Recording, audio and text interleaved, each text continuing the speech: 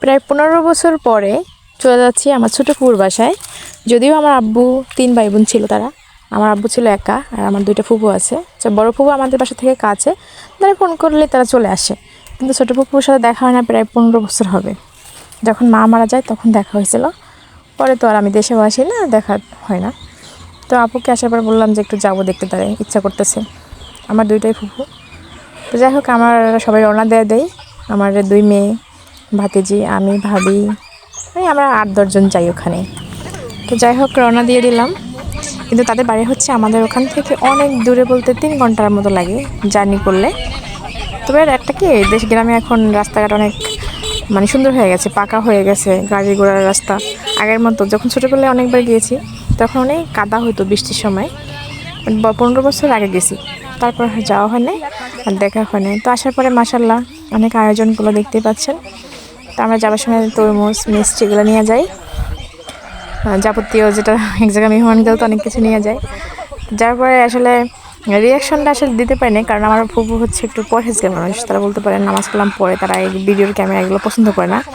যদি আমরা ব্লগ করি, আমরা ভিডিও করি, আমরা তো অভ্যস্ত হয়ে গেছি, আমাদের ক্যামেরার সামনে হয় না, সমস্যা হয় না।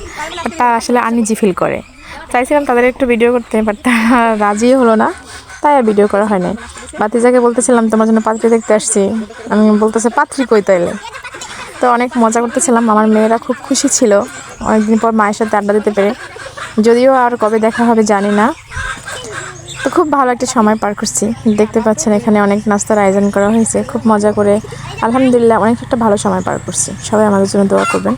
একে আমাদের মতো এবছরে আসলে যদিও ঈদ গেছে, ঈদে আসতে পারি নাই দেশে, ঈদের পরে আসছি। আর এভাবে সবার সাথে দেখা হবে আর জানার ছিল না।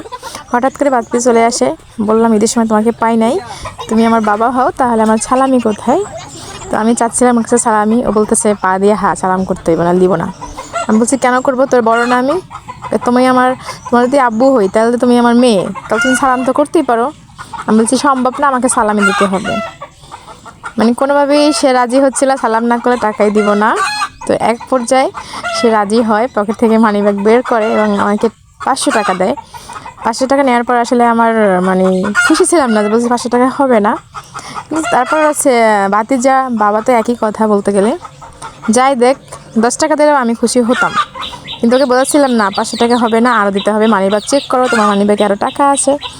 রাজি সে হচ্ছিল না। আমার দেখা দেখে আমার মেয়েরা চলে আসছে, বলতেছে ভাইয়া সালামি দাও। তাদের আসলে আমি ক্যামেরার সামনে আসতে পারি নাই, পরে চলে আসছে বাতিজি, বলতেছে আমাকেও দিতে হবে।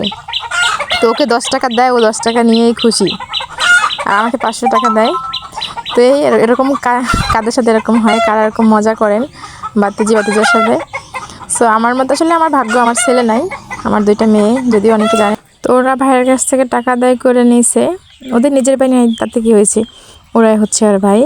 তো যাই হোক, সবাই ভালো থাকবেন, আমার জন্য দোয়া করবেন। আজকে এই পর্যন্ত, দেখা হবে নেক্সট কোনো ভিডিওতে। সবাইকে ভালো, আসসালামু আলাইকুম, আল্লাহ হাফিজ।